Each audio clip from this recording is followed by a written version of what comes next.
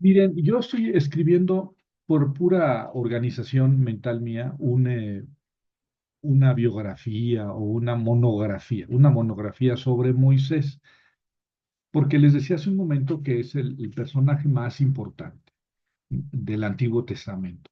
Se le puede comparar con David, pero queda muy por encima. David fue un rey, el segundo rey de Israel, que gobernó sobre todo Israel, digamos, unificado, un gobierno largo, muy famoso por sus hazañas, por haber unido a todo Israel, por el escándalo con Betsabé y también por haber escrito los Salmos, ¿verdad? Que en realidad pues no escribió él todos, aunque muchos dicen Salmo de David, pretendidamente como si David los hubiera escrito, pero no son ni la mitad.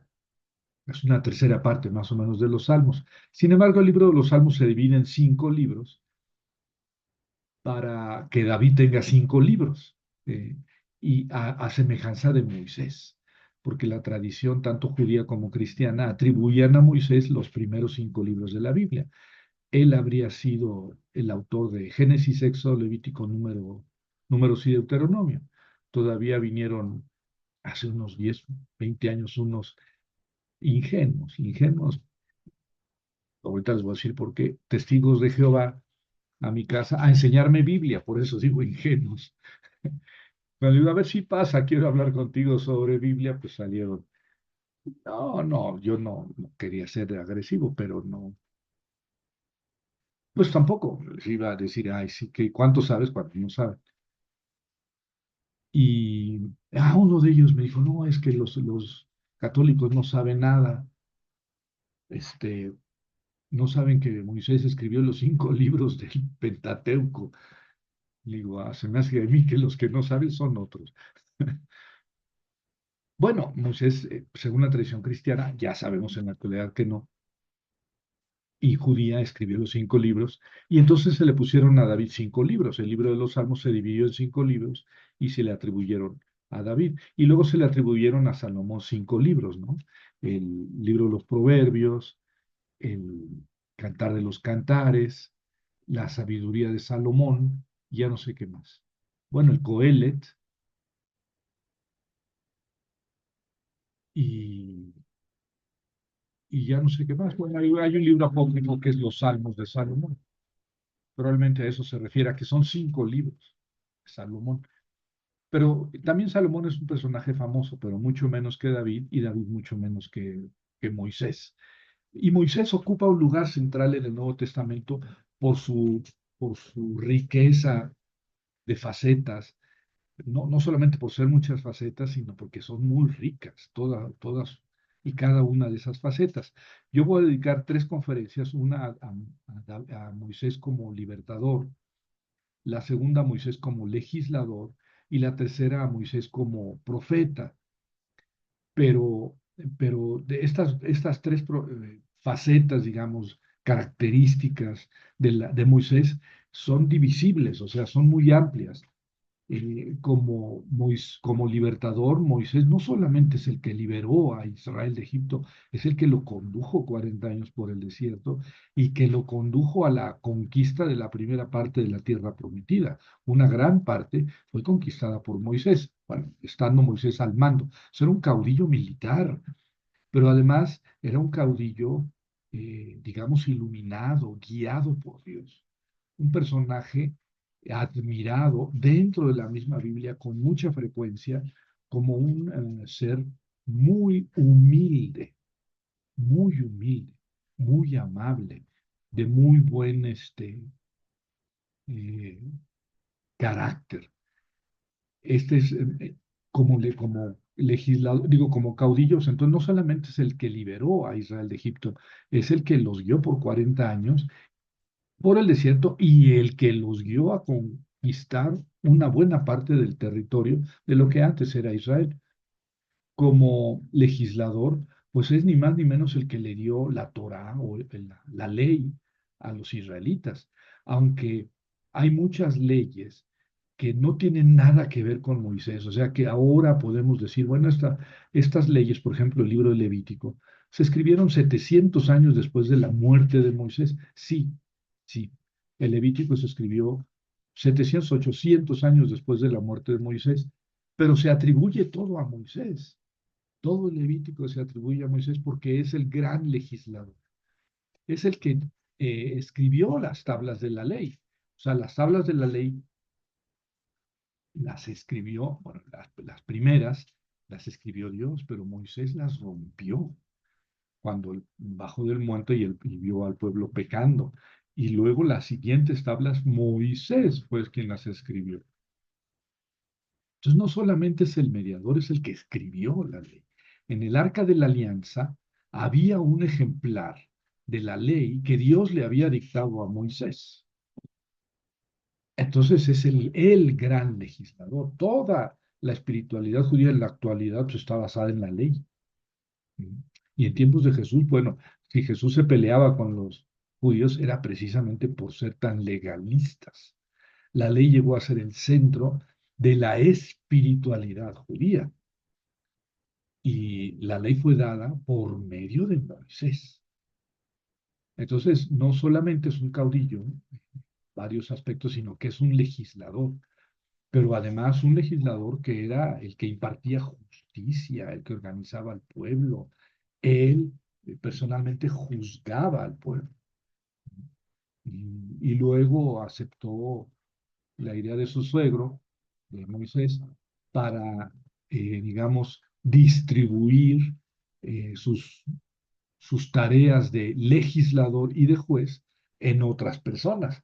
Pero él era el encargado de juzgar los casos. Entonces, no solamente es el legislador en el sentido religioso, es también un legislador en sentido civil. Aunque antes pues, no se hacía división entre lo civil y lo religioso. Pero me refiero a que él, cuando había conflictos entre los israelitas, él era juez. Él se sentaba a dirimir asuntos. Y la tercera faceta de profeta, bueno, ahí englobo el aspecto más religioso de Moisés.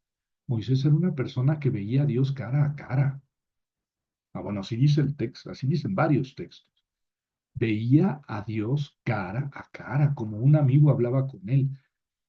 Este, entonces, es el que llevaba al pueblo, a la asamblea, lo que Dios quería. Pues ese es lo que Dios decía. Eso es exacta y precisamente la noción de profeta. Pero es un profeta amigo de Dios. Ustedes recuerdan que cuando andaba predicando Juan Bautista, los judíos de Jerusalén le envían a una comitiva a preguntarle, ¿eres tú el Mesías? Y dijo Juan Bautista, no, yo no soy el Mesías. Y le dijeron entonces, ¿eres tú el profeta? El profeta. Es que el profeta es Moisés.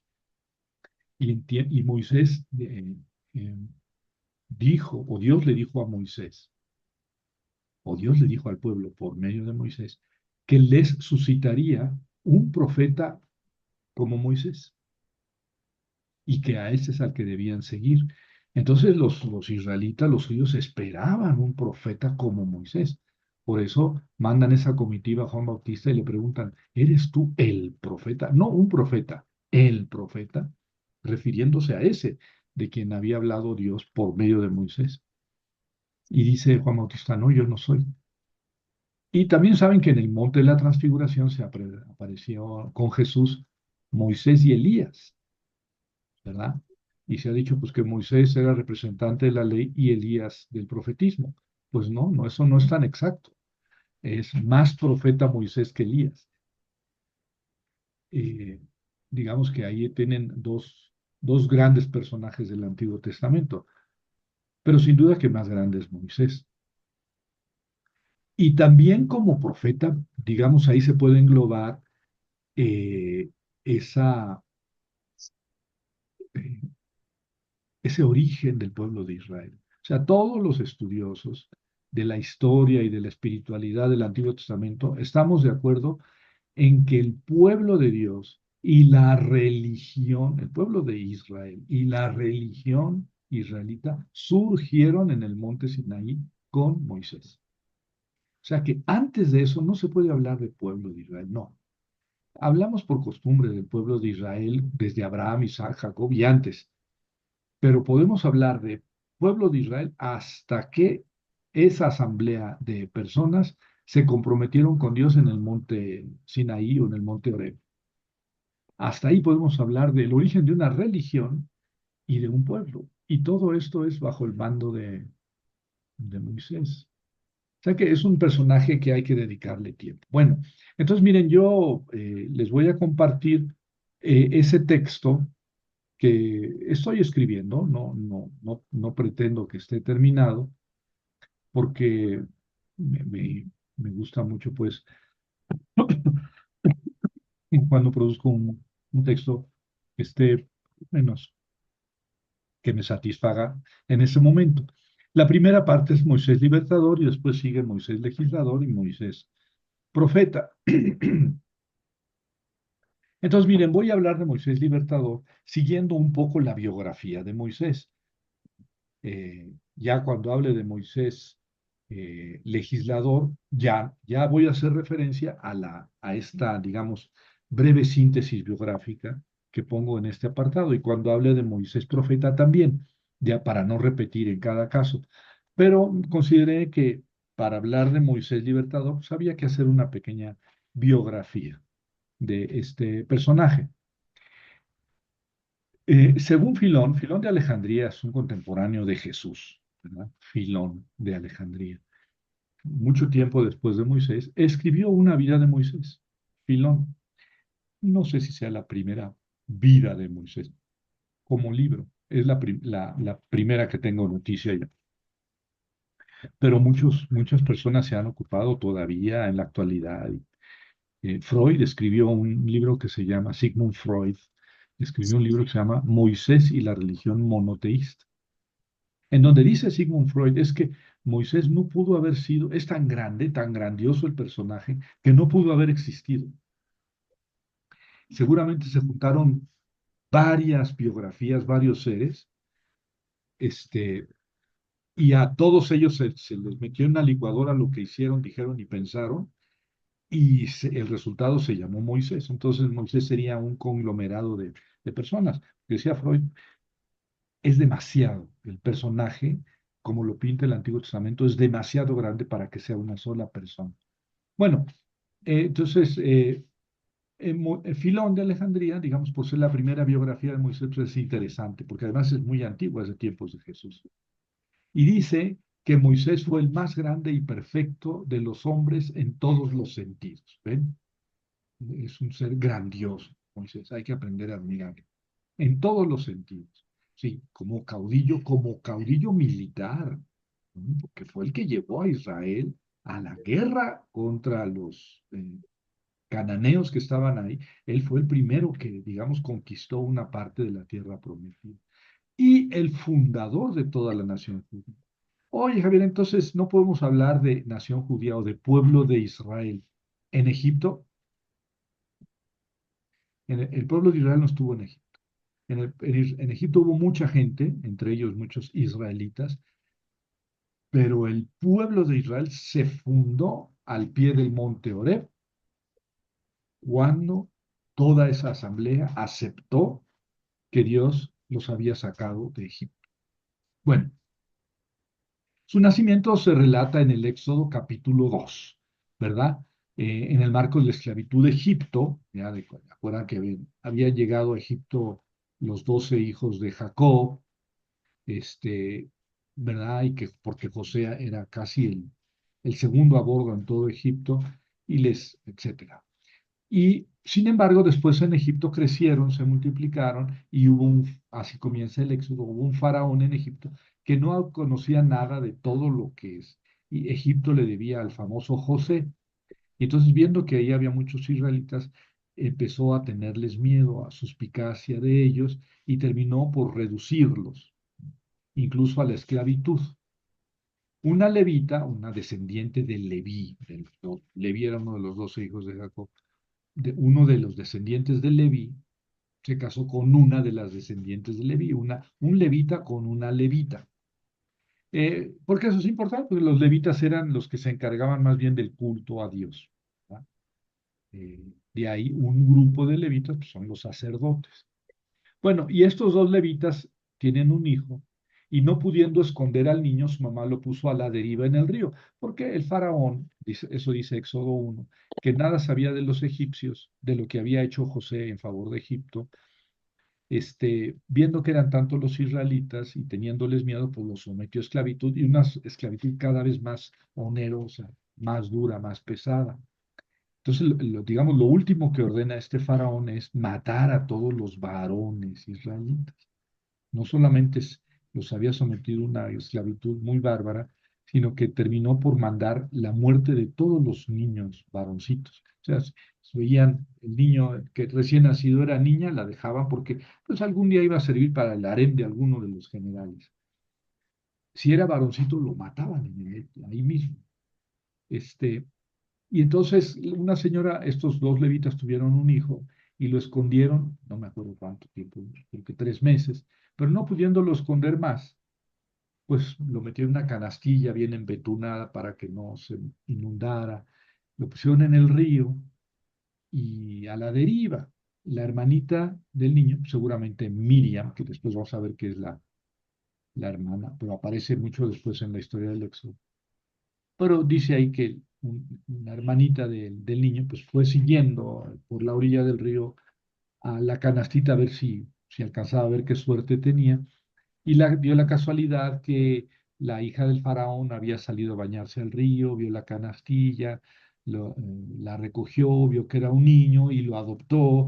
Y luego dijo, se acercó la hija, la otra hija, la hermanita de Moisés, pues la otra hija de la señora de los levitas, Miriam, y seguramente Miriam, y dice, yo conozco, dice la princesa egipcia, dice, es un hebreo, y entonces le dice la niña, yo conozco una nodriza que puede amamantar, y es hebrea, y pues era su mamá. Eh, y entonces Moisés se cría con su mamá, pero como egipcio, la princesa termina por adoptar al niño. Sin embargo, el niño sabe que es hebreo. Como resultado, eh, la misma madre del niño que recibe el nombre de Moisés es quien lo amamanta. Moisés viene de, bueno, así, la Biblia da la impresión de que viene dice, lo llamó Moisés porque dijo, lo saqué del agua. El verbo mashá, quiere decir sacar, ¿verdad? Entonces lo saqué del agua, pues Moisés. Moshe se dice en hebreo, la palabra, el nombre es Moshe, del verbo mashá, sacar, porque lo sacó del agua. Sin embargo, la etimología pues, es una aproximación del hebreo, porque el nombre es típicamente egipcio. Lo conocemos, por ejemplo, en la palabra, en el nombre de Tutmosis, nacido del dios Tot. Mosis, es un nombre egipcio. Pero bueno, ahí en la Biblia lo quieren hebraizar el nombre, ¿verdad? No sabemos nada de la infancia ni de la adolescencia del niño. Filón dice que recibió una educación muy esmerada, etcétera, y que era muy recto moralmente. Eh, en el versículo 11 del capítulo 2 ya resulta que ya es mayor. Y luego en los versículos 12 y 15 se cuenta esa historia de que mató a un egipcio, porque vio a dos egipcios, no, a un egipcio discutiendo con otro y maltratándolo. Entonces defendió al hebreo, discutiendo con un hebreo, el egipcio mató al egipcio y, y escondió el cadáver, pero luego que vio a dos hebreos discutiendo entre ellos, los israelitas, dice, oye, no peleen entre ustedes. Dice, ¿qué me vas a matar como hiciste con el egipcio? Y entonces Moisés puso los ojos en blanco y dijo, ay, mamá, entonces se sabe de lo que hice. Y entonces tuvo miedo y huyó a Madián, la tierra de Madián. Eh, Madián Era un grupo de gente más bien seminómada, ¿verdad? Que andaba por toda la tierra pues, del Sinaí, de la península arábica, actualmente Arabia, actualmente también Egipto, el sur de Egipto y Etiopía, porque pues nada más los separa el Mar Rojo de Arabia. Y entonces ya por ahí huyó a Madián, eh, exactamente en qué lugar, pues no se dice. Y además Madián, les digo que era una, digamos, una tribu, un grupo de tribus que más bien eran seminómadas, viendo que unos pastores querían impedir a unas mujeres abrevar sus animales, defendió a las mujeres para que abrevaran sus animales. Las mujeres van temprano, porque sí iban a abrevar, pero primero los hombres, ¿verdad? Somos muy machos. Y entonces Moisés las dejó se ve que pues, Moisés era un guerrero, ¿no? Entonces las mujeres regresan temprano a casa y su papá, Reuel, le dice, oye, ¿por qué regresaron tan temprano? Pues es que hubo un egipcio que nos ayudó, ¿verdad? Bueno, resulta que Moisés se queda ahí y como le pasó a Jacob cuando se fue a Siria con sus parientes, ¿verdad? Eh, Terminó casándose con una de las hijas de ese señor, con Séfora. En español le han cambiado el acento a Séfora, a Séfora, a Séfora. Bueno, el acento es lo de menos. Y entonces se casó con ella y tuvo un hijo. Entonces pasó bastante tiempo ahí, un Gersón. Gersón probablemente procede de la palabra ger, que quiere decir extranjero. Bueno, el nombre del señor, del suegro, es Reuel. Reuel, ahí dice en el texto del capítulo 2 en el versículo 18.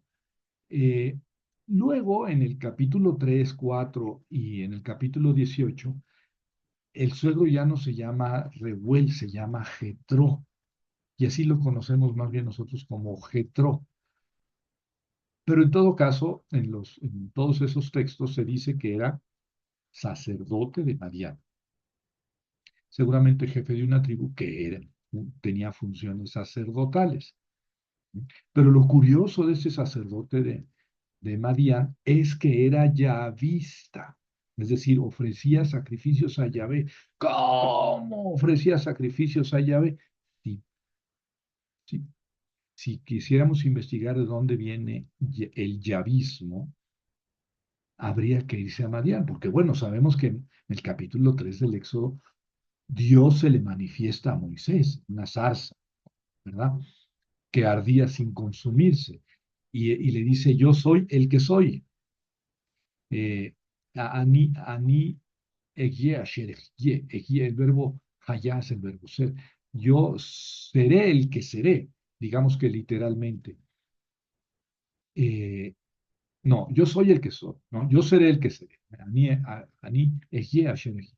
Y entonces dice Moisés, ah, qué padre. Entonces yo voy con los israelitas, con los egipcios, les digo, yo soy, me manda que dejen salir a mi pueblo de Egipto. Y le dice Dios, no, no les vayas a decir yo soy, diles, Él es el mismo verbo, pero ahora en tercera persona. Él es, y eso suena más a Yahvé, o Jehová, si quieren, o sea, el nombre es lo de menos, pero digamos que el tetragrama sagrado es cuando Dios se lo revela. No les digas yo soy, sino Él es, o el que es, me envió. Y se le revela pues ahí en la tierra de Madián. Y aquí viene en el capítulo 3, ¿verdad? Pero ya el suegro era adorador de Yahvé. Sí, y luego vamos a ver más adelante que también practicaba la circuncisión. Sí, entonces es muy posible que, fíjense, en la adoración y el conocimiento de Yahvé provengan de esa tribu madianita, de la esposa de Moisés y del suegro de Moisés. Bueno, y luego en Jueces 1:16 y 4:11 se habla también de Jobab. Se dice que el suegro era Jobab, pero afirmando que era kenita de la tribu de los descendientes de Caín, cainita. Y en Números 10 29 se dice que Jetro era hijo de Rehuel. O sea, aquí se ve que el texto de Números quiere armonizar, quiere juntar. No se peleen, no se peleen. Es que Rehuel era el papá de Jetro. Pero bueno, el caso es que son dos tradiciones diferentes, ¿verdad? Uno que era Jetro y otro que era Rehuel, ¿verdad? La tradición del Éxodo, Moisés se habría casado con la hija del madianita Jetro. Y la tradición de Jueces, porque aquí en Jueces se habla de Jehová, de la cual se habría casado con la hija de un kenita, Jehová. Pero los cainitas o los kenitas eran familiares de los israelitas, mucho más que los madianitas. Bueno, en Éxodo 3 viene esto que les he narrado, de que Moisés cuidando los rebaños se fue y vio una zarza que ardía sin consumirse, Dios se le reveló y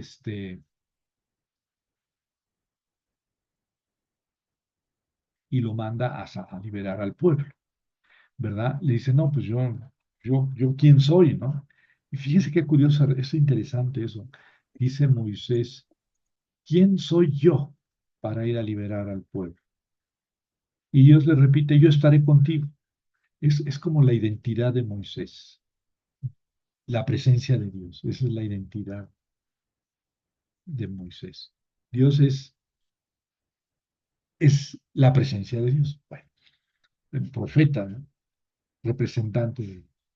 Y entonces Moisés le dice, no, pues yo no puedo, pero soy tartamudo, yo no tengo facilidad de palabra. Ya está un poco más difícil relacionar este diálogo con eso de que Moisés había sido criado como hijo del faraón. Pues entonces no hubiera tenido libertad y facilidad de palabra, hubiera sido bien educado. El caso es que Dios le dice, mira, ahí está tu hermano, Aarón, él va a hablar por ti. Y entonces decimos, ah, caray, ¿de dónde salió ese hermano? Pues no que los judíos, los egipcios mataban a todos los israelitas. Bueno, podríamos pensar es que Aarón era bastante más grande que Moisés, y entonces a Aarón no le tocó esa ley, ¿verdad? Y entonces pudo vivir. El caso es que, bueno, nosotros sabemos, estudiando la Biblia, que los textos que hablan de Aarón son textos muy posteriores. Seguramente la tradición más antigua no conocía a un hermano de Moisés. Ya la tradición sacerdotal insertó a un hermano de Moisés que es el que va a heredar todas las funciones sacerdotales. Bueno, podríamos decir lo siguiente, Moisés es quien ordena sacerdote a Aarón, a su hermano Aarón, y de Aarón vienen ya todas las familias sacerdotales. Ya en el Antiguo Testamento, cuando hablamos de los sacerdotes hasta después del regreso del destierro y todo, son las familias de Aarón, de los descendientes de Aarón. Eh, pero es muy probable que todo esto que se refiere a Aarón haya sido añadido posteriormente, porque queda un poco como pegote, ¿eh? Incluso cuando las plagas de Egipto, hay algunas en las que Aarón no participa y, y parece más bien que alguien o algunas quisieron añadir a ese personaje acompañando a Moisés. Bueno, eh, Moisés fue entonces a Madián para tomar a su esposa y a su hijo y luego regresó a Egipto. Eso dice Éxodo 4:10. Este texto es importante. Se entiende que Moisés fue a Egipto con su esposa y su hijo. Voy a leer. Dice, Moisés dijo a Yahvé, por favor, Señor, yo nunca he sido hombre de palabra, etcétera. Perdón, 4:20. Moisés tomó a su mujer y a su hijo, los montó en el asno y volvió al país de Egipto. Sí, se los llevó a Egipto, a la misión que tenía encargada, ¿no? Bueno, voy a adelantar algo. Yo creo que Moisés amaba mucho a Sephora. Yo creo que la amaba mucho. Después voy a dar otra vuelta sobre esta afirmación. Se los llevó a Egipto. Eh, el hebreo dice sus hijos, pero pues nada más nos han hablado de Gerson, ¿verdad? En el camino de Israel, Sephora salvó la vida de Moisés, pues Dios quería matarlo. Sí, se aparece Dios o un ángel de Dios para matar a Moisés. Sí, es un texto rarísimo, pero Sephora se dio cuenta de que quería matarlo porque Moisés no estaba circuncidado. Entonces, ella lo entendió así, o sea que los varones de madianitas sí estaban circuncidados y entendían que Dios exigía que los varones fueran circuncidados. En ese momento Sephora tomó un cuchillo, circuncidó a su hijo y tocó los genitales de Moisés, afirmando que era su esposo de sangre.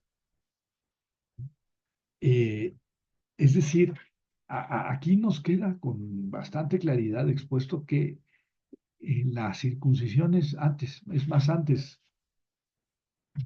de,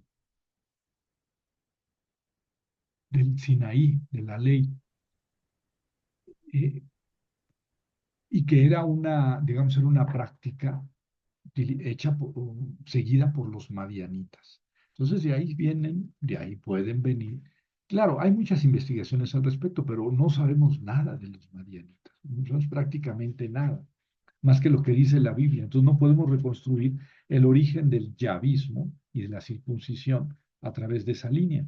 A lo mejor algún día alguno de ustedes va por allá y descubre algún texto de los madianitas, si es que hubiera textos en aquella época, porque estamos allá sobre los 1200, 1300 antes de Cristo. Bueno, puede haber algún texto de esa época, así había escritura en esa época, eh, y que conozcamos algo de la religión de los madianitas. La identidad de la esposa de Moisés es discutida. Según Éxodo 21, es madianita, pero en Números 12:1 dice que es cusita. Cusita quiere decir etíope, pero no están tan lejos. Etiopía está al sur de Egipto y Madianita pues, es cruzando el Mar Rojo, en la península del Sinaí y en Arabia. No es tampoco tan difícil que haya habido una confusión entre Madianita y Cusita. En Habacuc 3:7, Cusán y Madián parecen ser sinónimos. Entonces tampoco podríamos, digamos, establecer una clara distinción de que esta mujer es etíope, cusita, o no es cusita, es madianita. Probablemente si quieran decir lo mismo en este caso, ¿verdad? Bueno, este, Jetro entonces era un sacerdote de Madián que hace sacrificios, en 18:2 hace sacrificios por Moisés, invoca a Yahvé, o sea, eh, eh, pues, acabamos de decir que en Éxodo 3 Yahvé se le revela a Moisés como Yahvé. Pues ya antes pero eso es en Madián, pero ya antes el suegro conocía o veneraba a Yahvé. Te digo, es muy complicado profundizar en esas penumbras del origen del yavismo y de la circuncisión. Y luego viene Éxodo 5-11, los capítulos 5-11, que trata de las plagas que golpearon a los egipcios. Y más o menos tenemos claro que son 9 plagas y que el faraón se endurece su corazón, o Dios endurece el corazón del faraón, no los deja salir después de una y otra y otra. Las plagas a veces en los salmos o en el mismo libro de la sabiduría, que hace un recuento de, fíjense, el libro de la sabiduría es el último libro del Antiguo Testamento y repite la historia del Éxodo. Cambia un poco o un mucho de orden las plagas, el texto de la sabiduría. También Filón cambia el orden de plagas. Primero la 1, en el segundo lugar la 2, en su tercer lugar la 3, pero luego la 8, la 9, la 7, 4, 5, 6 y, y la 10ª plaga que es la muerte de los primogénitos, ¿verdad? Tampoco, eh, Bueno, pues el orden del Éxodo es una, pero ese orden no se sigue en otros textos también del Antiguo Testamento. Luego viene eh, la institución de la Pascua. Esto está ligado con la última plaga, que es la muerte de los primogénitos, la muerte de todos los primogénitos, también animales. O sea que si yo tenía un borreguito, el primogénito de ese borreguito iba a morir. Y si ese borreguito era primogénito, también moría él, ¿verdad? El segundo, tercero, cuarto ya no morían, pero morían los primogénitos de los hombres, o sea, de los seres humanos y de los animales. Y esa fue, digamos, una plaga que ya no soportó el faraón, ¿verdad? Y se relaciona con la fiesta de la Pascua. La fiesta de la Pascua era una fiesta, digamos, pastoril, para pedir a Dios la fecundidad de los animalitos, ¿verdad? Es una fiesta que en ese tiempo no tiene importancia en Israel. Es mucho más importante la fiesta de los panes sin levadura, ¿verdad? De los panes llamados así ácimos. Pero esa fiesta se juntó, digamos, con el hecho de la liberación de Egipto, ¿verdad? Y digamos que la sangre del cordero podía, en el rito anterior, tener el significado de pedir fecundidad para los animalitos, ¿verdad? Eh, y sin embargo, aquí se convierte en la sangre de esos animalitos, se convierte en un signo de salvación.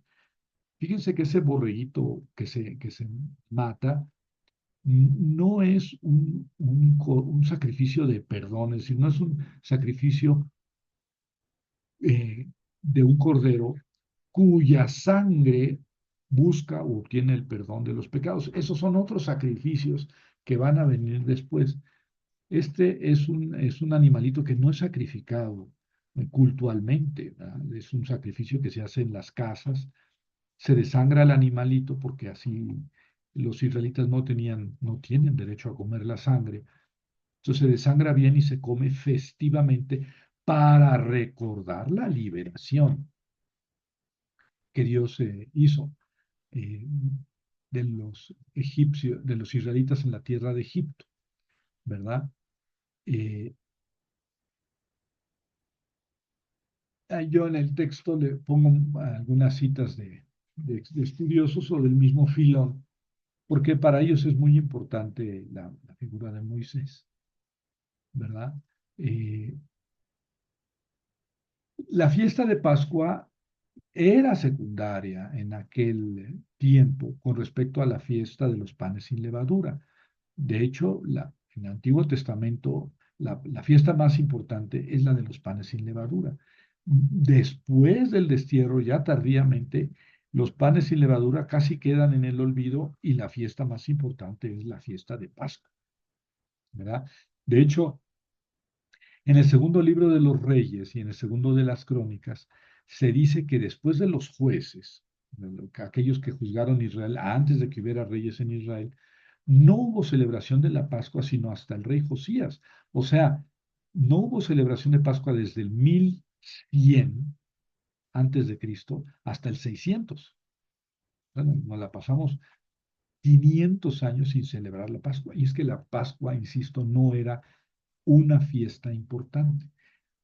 Poco a poco se le fue cargando a la Pascua todo ese simbolismo de la liberación de Egipto y entonces se convirtió en el centro. Y ahora en la actualidad, la fiesta más importante de los judíos es la liberación de Egipto, es la Pascua, ¿verdad?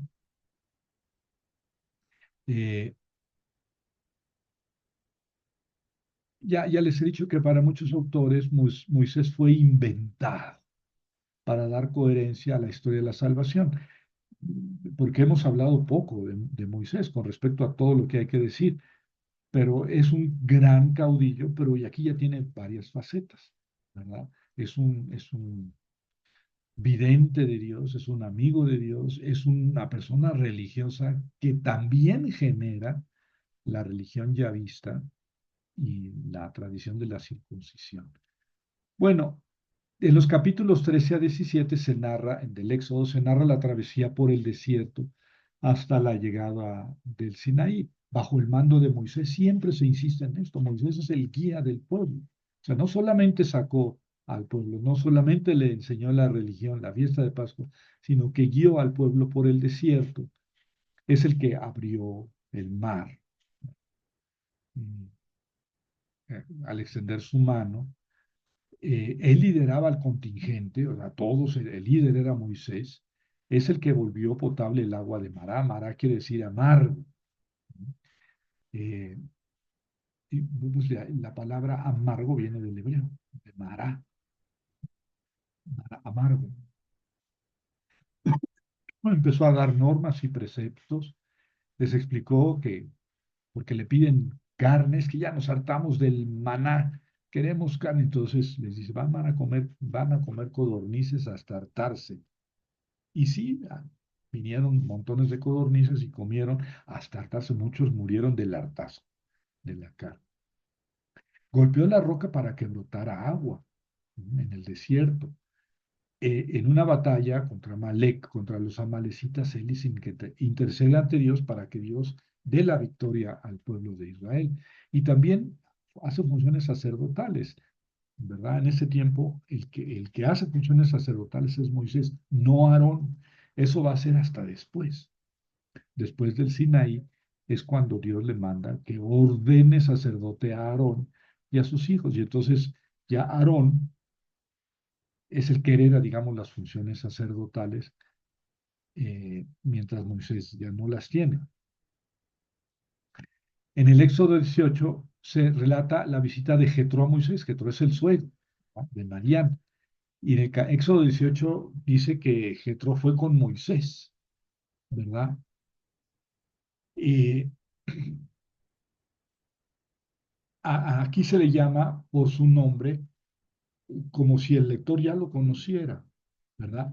Además de este detalle, dice en 18:2 que Jetro llevó consigo a Sefora. Ya habíamos dicho que Moisés se los había llevado a Egipto, ¿se acuerdan? A Sefora y a Gersón. Pero aquí dice, no, en 18:2 dice que llevó consigo a Sefora, a quien Moisés había despedido. Está raro eso, o sea, se había divorciado. Pues eso no lo dijo antes, ¿verdad? Dijo que se había ido con su esposa y su hijo.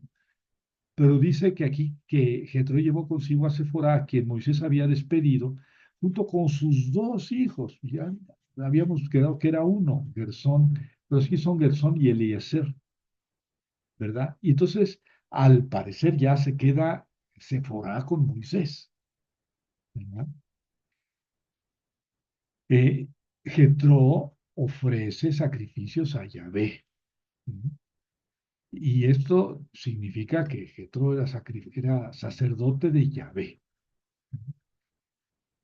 Y le aconseja que, eh, porque Jetro lo ve trabajar, y dice, usted está matando toda la vida siendo líder del pueblo y además el juez, y cada que hay broncas entre los israelitas, tú tienes que resolver el asunto, mejor delega esa capacidad de juicio en otros, ¿verdad? Y después ya Jetro se regresa, pero no se dice si Sefora y sus hijos regresan a Madián con el suegro. Este, ya no se vuelve a hablar de la esposa de Moisés, de Sefora. Eh, yo estaba una vez dando una conferencia sobre esto y la persona con la que estaba dando la conferencia, una mujer, dijo, yo tengo, porque Moisés no entró a la tierra prometida. Y ella dijo, yo tengo mi hipótesis, yo creo que se quedó con su esposita del otro lado. Y me gustó su suposición,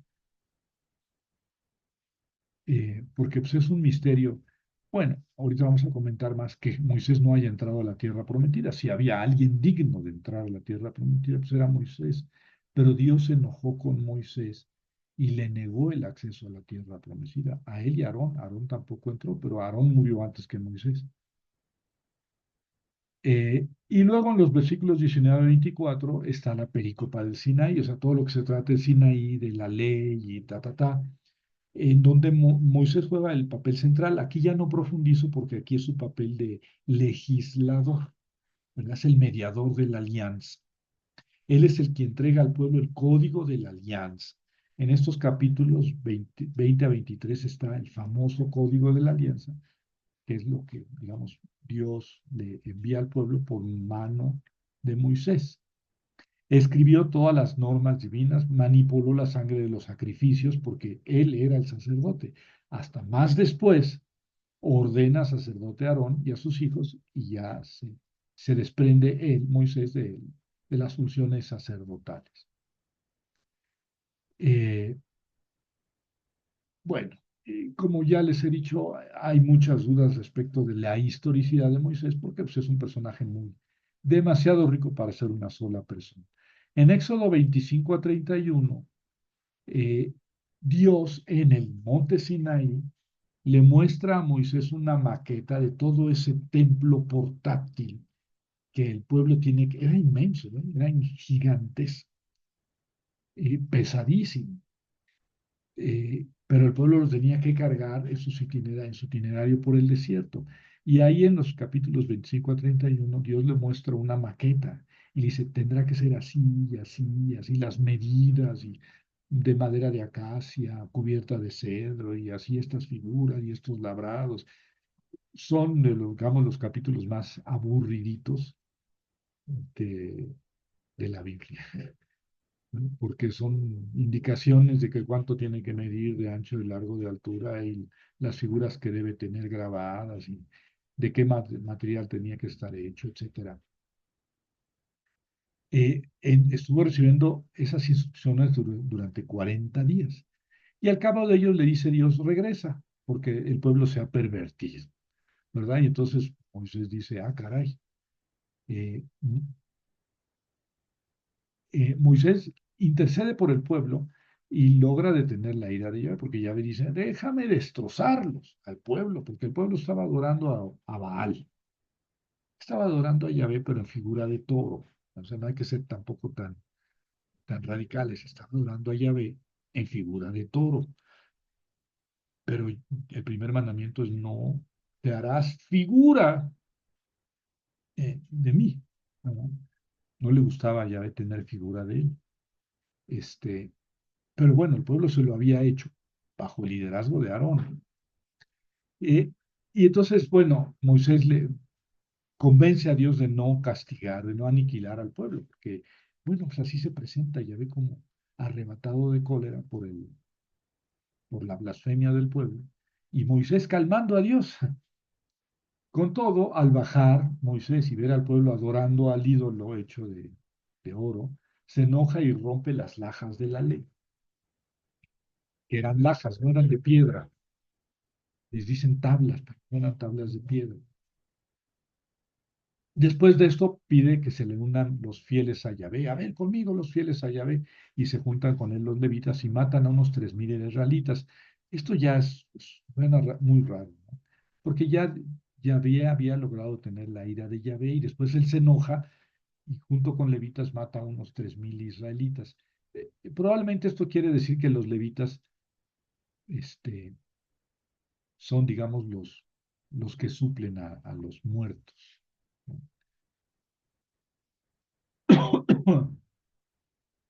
Bueno, y Moisés le pide a Dios que siga al frente del pueblo, porque dice, ya no quiero seguir algo. Este pueblo es muy terco, ya no quiero seguir yo conduciéndolos. Y Moisés le dice, no, tú los sacaste de Egipto, man, no los abandones ahora. Dice, no, yo no voy a ir. Dice, pero tú los elegiste, tú los sacaste. Dice, bueno, yo no voy a ir, va a ir un ángel, va a ir mi ángel, acompañándolos, pero ya no voy a ir yo, aunque después sí, Moisés lo convence de que él vuelva a ser el guía. Aquí en Éxodo 33 se habla de una tienda llamada la tienda del encuentro, que no es el santuario, porque el santuario ni siquiera estaba hecho todavía. Le había mostrado a Dios cuál era el modelo, pero no lo habían hecho. Y aquí se habla de una tienda, y es una tienda que puso Moisés, no era su casa, pero es una tienda que puso Moisés, y en esa tienda es en donde se encontraba con Dios, ¿no? Cara a cara. Lo dice varias veces, como un amigo habla con su amigo, así hablaba Moisés con Dios. Y más adelante, les digo, Moisés logra que no solamente vaya el ángel del Señor con él, sino el Señor mismo. Es el pueblo de Dios, Dios tiene que ir al frente, pero es un logro de Moisés. Y luego Moisés le pide a Dios ver su gloria, ¿verdad? Pues Dios le niega ver su gloria. Le dice, te permito que veas mi espalda. Y entonces Moisés, escondido ahí en una roca, es el único que ha visto a Dios, aunque por la espalda. Pero bueno, cuando se habla de la tienda del encuentro, se dice que hablaba con Dios cara a cara, como un amigo con su amigo. Bueno, en Éxodo 34, Moisés vuelve al monte y ahí escribe él. Al principio Dios le dice, yo voy a escribir las tablas, pero al final dice, tú escribe las tablas. Es que había roto al principio. Y estas segundas tablas, en realidad, son las primeras, porque las otras fueron destruidas, ¿verdad? Pero son muy diferentes de las que conocemos nosotros. Ahí en el capítulo 34 de Éxodo pueden leer ese decálogo, que fue el decálogo definitivo. Y cuando descendió del monte, Moisés brillaba de tal manera que tenía que ponerse un velo para cubrir su rostro. Y luego siguen los capítulos finales del Éxodo 35 a 40, en donde se habla de la construcción de ese santuario, cuyo modelo le había mostrado Dios en 6 capítulos antes. Aquí estos últimos capítulos, si aquellos son bien aburridos, estos son peor, porque casi van poniendo este, eh, el santo de los santos va a ser así y así. Hicieron el santo de los santos así y así y así. La mesa de los panes de la proposición va a ser así y así. Hicieron la mesa de los panes de la proposición así y así y así. El candelabro de 7 brazos va a ser así y así y así. Hicieron el candelabro de 7 brazos así y así. Entonces dice uno, pues ya me habías dicho cómo, dime que ya lo hicieron todo y se acabó. Pero no vuelven a ocupar 6 capítulos para decirnos que todo se cumplió, que Moisés hizo todo lo que Dios le había mandado, ¿verdad? Y ahí termina el libro del Éxodo. Sigue el libro del Levítico. El libro del Levítico es un libro hecho de levitas por sacerdotes que concentra una gran cantidad de leyes y ritos sacrificiales. Probablemente este sea el libro más aburrido de la Biblia, ¿no? Que habla del cómo hacer un sacrificio por el perdón de los pecados del sacerdote, cómo hacer un sacrificio para el perdón de los pecados del dirigente del pueblo, y así. Entonces son decenas de tipos de sacrificios con sus pequeñas variantes, pero toda esta ley se la dio Dios a Moisés. Como les digo, toda esa ley no se entiende en el desierto, son leyes muy, muy posteriores, que sin embargo se ponen como si Dios se las hubiera dado a Moisés ya de antes. Luego sigue el libro de los números, ¿verdad? En el que Dios pide a Moisés que haga un censo de todo el pueblo. Por eso se llama libro de los números, porque habla de todos los números de cuántos israelitas, de cuántos y descendientes de Rubén, y de cuántos de Gad, y cuántos de Simeón, y cuántos de Judá, y cuántos de Rubén, etcétera, ¿verdad? Eh, y luego ahí mismo le dice a Jobab, a su suegro, que se quede con él, ¿verdad? Con Israel, pero al parecer el suegro declina. Eh, Seguramente es duplicado de aquella historia que ya leímos en el Éxodo. Y luego viene el itinerario por el desierto, ¿verdad? Eh,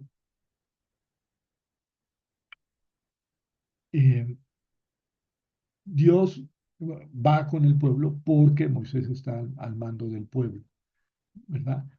Y llegan al sur de Israel y manda a Moisés a unos espías, a unos exploradores para que vean cómo pueden entrar a Israel por la parte del sur.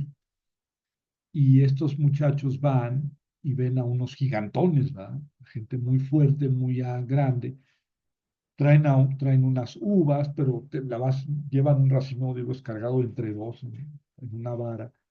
Y no, son gigantes, no podemos contra ellos. Entonces Moisés se enoja. ¿Cómo? Si Dios nos entrega la tierra, ustedes dicen que no, son demasiado fuertes. son unos gigantones, nos van a destrozar. Y entonces Dios se enoja, ¿verdad? Con el pueblo y dice, ninguno de los que salió de Egipto va a entrar a la tierra prometida por cobardes. Yo les dije que entraran y ustedes tuvieron miedo. Ninguno de los que salió de Egipto va a entrar, y pues incluido Moisés, ¿verdad?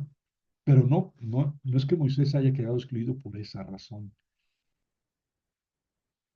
Eh, y luego siguen en números 15, 19, da más normativas, y del números 20 a 25 es el recorrido de Cadés, de esa ciudad que está en el sur, donde se quedaron muchos años. Decimos que estuvieron 40 años en el desierto, sí, pero de esos 40, 38 estuvieron en Cadés, en esa ciudad al sur de, de Palestina. 38 en Cadés. Los otros 2 años fueron los que hicieron todo el recorrido nomádico y 38 estuvieron en Cadés. Eh, Ahí murió toda la generación que había salido de Egipto. Y entonces Dios dice a Moisés que tome su bastón, que reúna al pueblo. Bueno, cuando había falta de agua y el pueblo estaba muy enojado. Y Dios dice a Moisés que tome su bastón, que reúna al pueblo y que hablen, en plural, se entiende que él, Moisés y Aarón, a la peña, a la piedra, números 28, de la que brotará agua. Dice, tú los vas a apaciguar, hablas a la peña y de la peña va a brotar agua.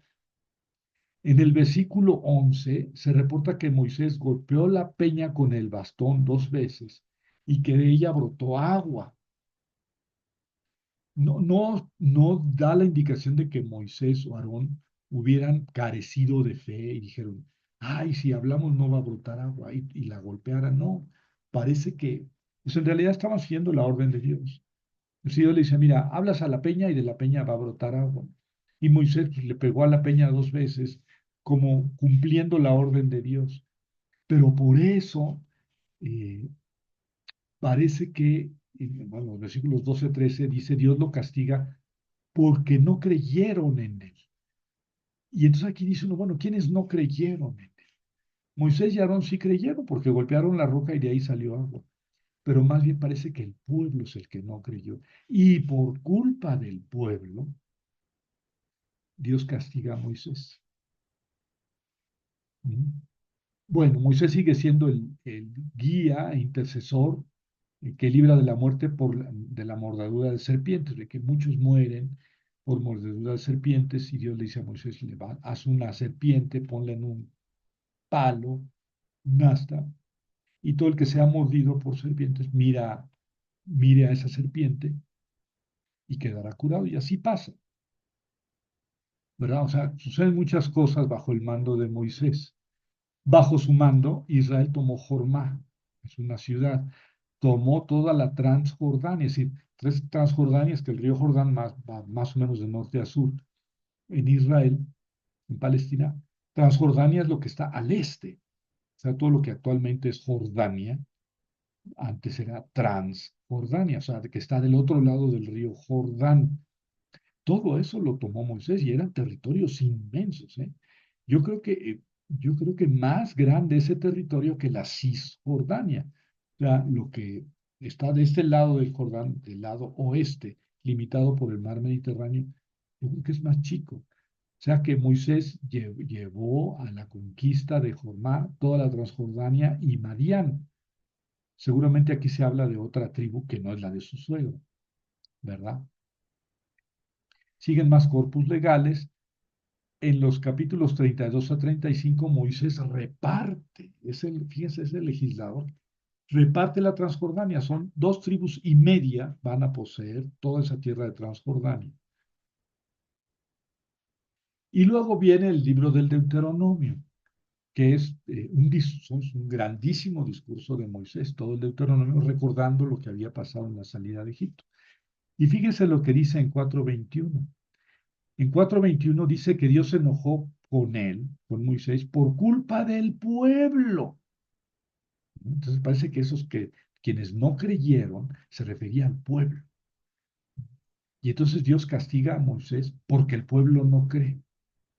Y entonces Moisés les echa en cara, le dice, Dios me dijo que no iba a cruzar el Jordán, o sea, a Cisjordania, a la tierra de Cisjordania, por culpa de ustedes.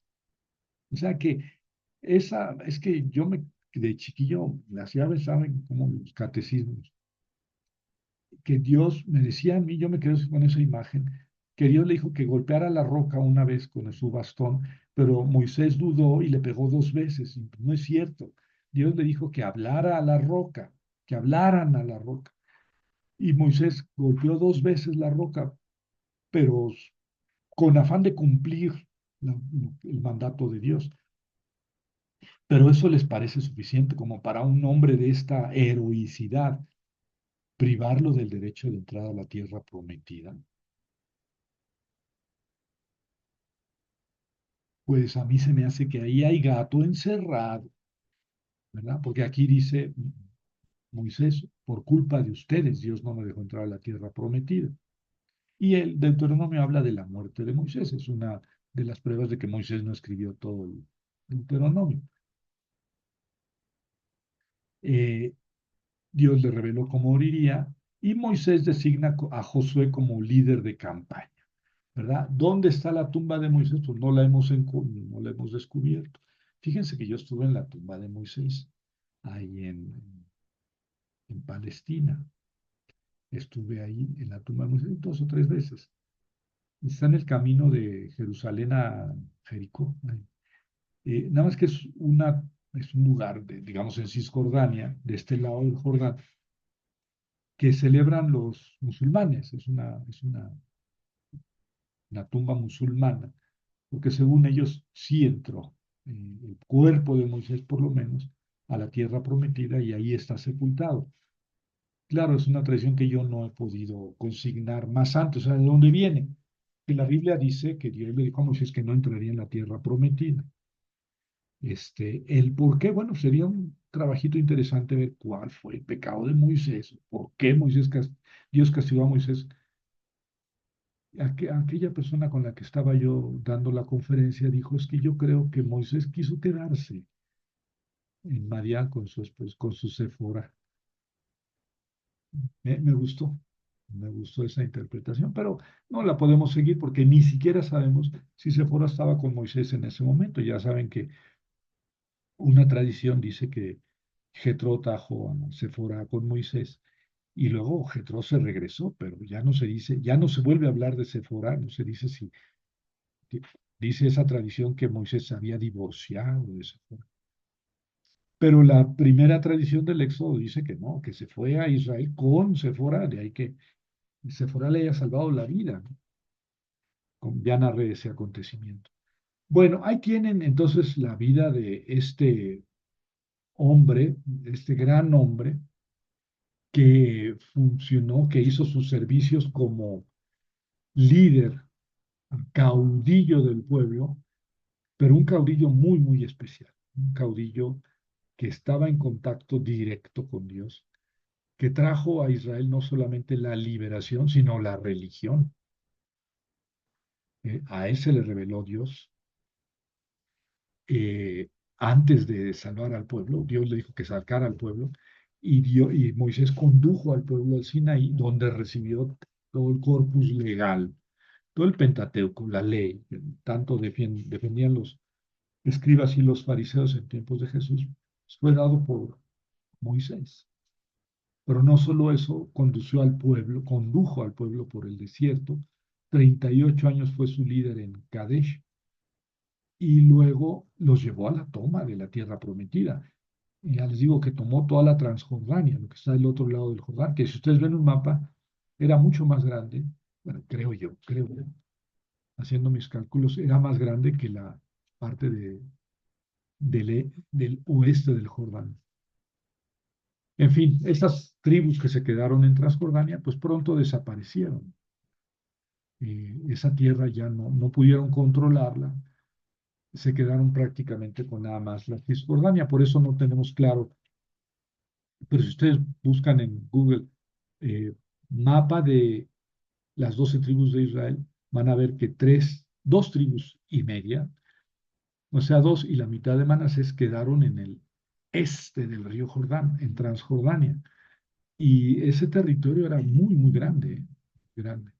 Bueno, me aventé una hora de conferencia y a lo mejor haciendo examen de conciencia, pues no estuvo tan interesante, pero era necesario hablar de el libertador, ¿no? Del caudillo Moisés.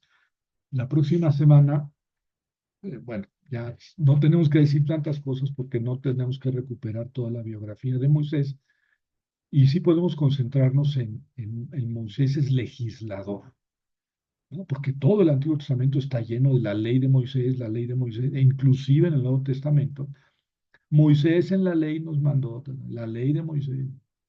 Y dice Juanito en el Evangelio, la ley nos fue dada por medio de Moisés, pero la gracia y la verdad nos vienen por Jesucristo. Bueno, pero eso ya es el nuevo. Todo el antiguo, la ley de Moisés se convirtió en el eje rector de la espiritualidad. Sí, se oye raro. La ley, eje de la espiritualidad, sí, era una espiritualidad muy legalista. Y eso nos toca la próxima semana. ¿Qué les parece?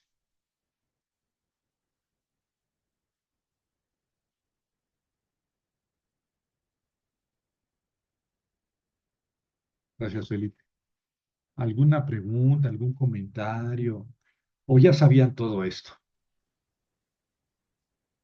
No, pues definitivamente no, doctor. Buenas noches. Buenas noches. Llegué tarde, pero ya llegué.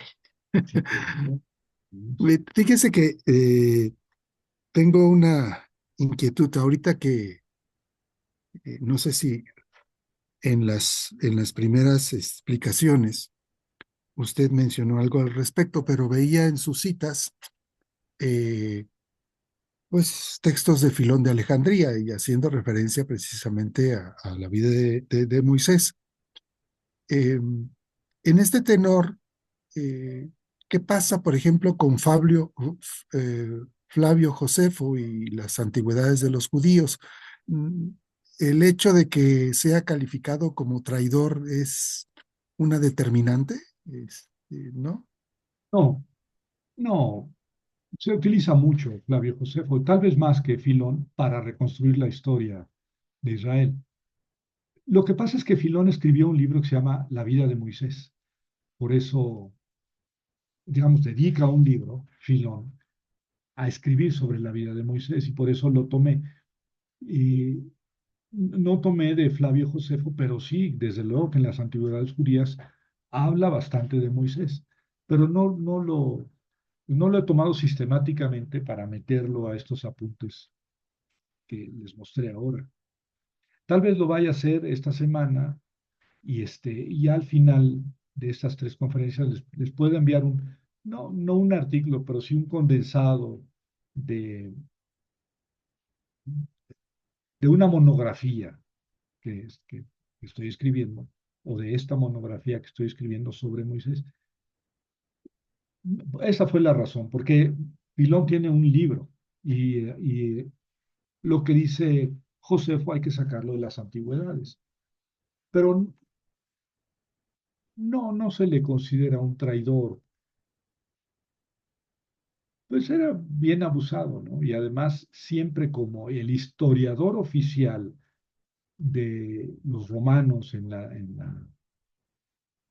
Israel, pues era muy pro judío, o sea, que hizo su trabajo dentro de las filas romanas.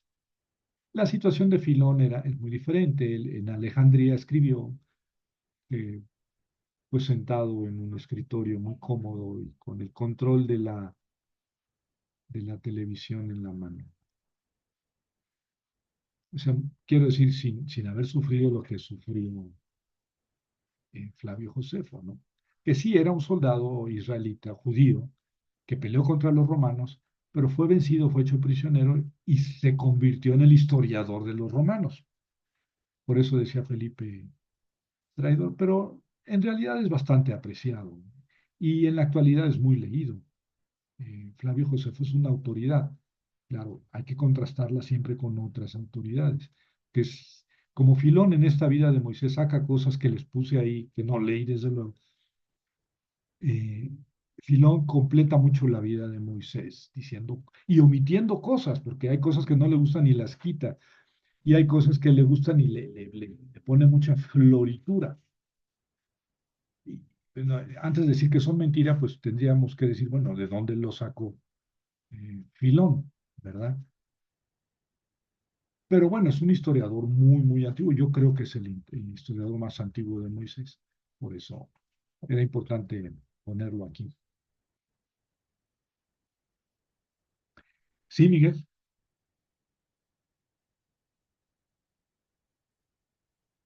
Hola, buenas noches a todos.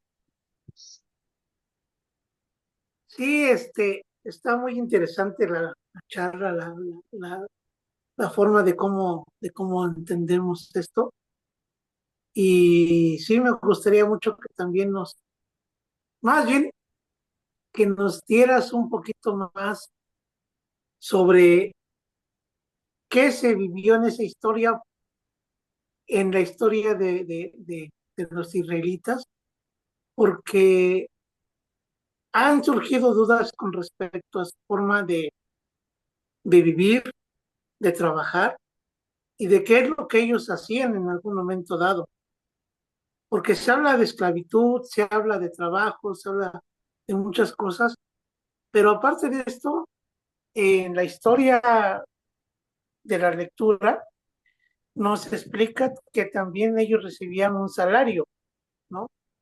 Una compensación, casa, vestido y sustento, ¿no? Dentro de todo esto, eran esclavos, pero tenían todas las eh, comodidades de un extranjero en un país extranjero. Y es ahí a donde ya no me da la capacidad de entender cuál sería su función dentro de esto, porque Moisés tenía una escuela muy diferente a la cultura israelita, por lo mismo de que cómo fue criado o fue formado. Pero el pueblo de Israel en sí, en sí, a qué se dedicaba. Eso es lo que últimamente he tenido mis dudas para poder en algún momento dado hacer la liberación de Egipto. Y se han hablado de muchas historias, pero nunca se ha podido una concretar en específico cuál ha sido Y su función principal del pueblo de Israel. no, no te creas que es muy clara en la Biblia, que abunda en esos detalles. El único detalle que yo recuerdo de su esclavitud, pues, excepto que llegó al punto de que se mataba a todos los niños varones, es que tenían que hacer tabiques, ¿no? Diríamos en la actualidad adobes, mezclar lodo con paja para hacer ladrillos. Eso es lo que, digamos, creo que es el único detalle de su trabajo que se dice.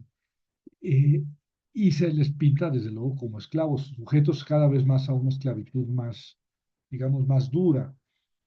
Eh, pero, Miguel, es muy difícil que nos podamos imaginar cómo era esa esclavitud, porque, por ejemplo, este texto, estos textos que acabamos de leer, se escribieron en el siglo séptimo, es decir, digamos que en el 650 antes de Cristo se escribieron estos textos, y Moisés había vivido 650 años antes, ¿m? Y sin dejar escritos.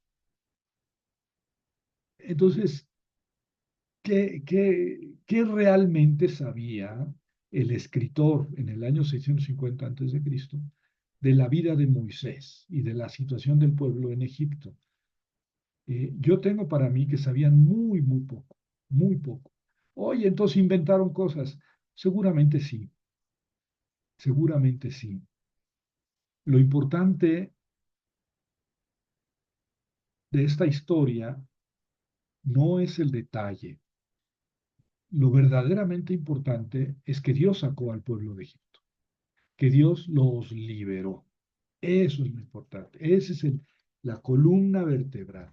La afirmación que quiere transmitir el autor o los autores es fundamentalmente Dios sacó al pueblo de Egipto. Y entonces ya lo que sigue es por mano de Moisés, ¿verdad? Sí, como un pueblo escogido, ¿no? Como el pueblo que Dios escogió para poder, para poderlo liberar y demostrar su poderío, ¿no? Sí, fíjate que mutatis mutandi, eh, los aztecas también tienen una liberación, una trayectoria. O sea, salieron de Chicomostoc, guiados por una promesa de su dios Huitzilopochtli, y llegaron después de X años de peregrinación, llegaron al lago del Valle de México y lucharon por instalarse ahí. Finalmente les dejaron instalarse en el centro del lago, por decir algo, y, y ahí es donde Huitzilopochtli dice, aquí es donde quiero que se establezcan, donde estaba un águila sobre un nopal, etcétera. Es también una historia de peregrinación por el desierto, también luchar con los pueblos vecinos para poder instalarse. Yo creo que todos los pueblos tienen eso. O sea, de media calle, te puedo asegurar que todos los pueblos tienen una historia de peregrinación, de promesa, en la que son guiados por Dios y llegan a una tierra que Dios les entrega, o por lo menos así lo entienden ellos. Entonces, este, ¿qué es lo que sabía el israelita del siglo séptimo sobre lo que había pasado en el siglo XIII? Yo creo que muy poco. En realidad, esta es una construcción teológica mucho más que histórica. Por eso los detalles varían, por eso los detalles varían. Entonces recuperan tradiciones muy antiguas que a veces uno olfatea que son más o menos similares, pero los nombres cambian. Uno o dos hijos. Sephora divorciada, Cusita o Madianita, o es lo mismo Cusita y Madianita. Jetro o Reuel o Jobab, ¿cómo se llamaba el suegro? ¿Y de dónde viene el yavismo? ¿Y de dónde viene la circuncisión? ¿Y qué era la Pascua en un principio? Son cosas que están en la nebulosidad de los tiempos arcaicos, inaccesibles. Porque ahorita podríamos decir, bueno, pues investiga sí, pero las escrituras, pero en ese tiempo no había escrituras. Entonces, ¿de dónde podían basarse para decir pasó esto y esto y esto y esto? En el Génesis ponen la genealogía desde Adán hasta Abraham. Sí fue tal, engendró a tal y tal, a tal y tal, a tal, de Adán hasta Abraham, como si fueran 1000 años, ¿no?